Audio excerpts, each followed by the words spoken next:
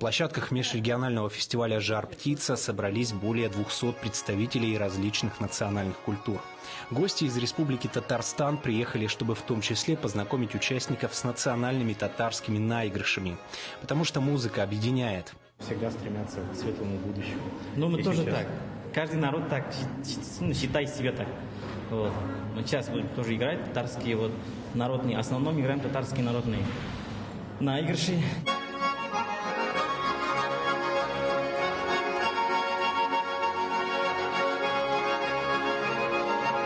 Частью насыщенной программы фестиваля, который провели в рамках Года культурного наследия народов России, также прошел гала-концерт. В нем приняли участие более 15 любительских национальных коллективов.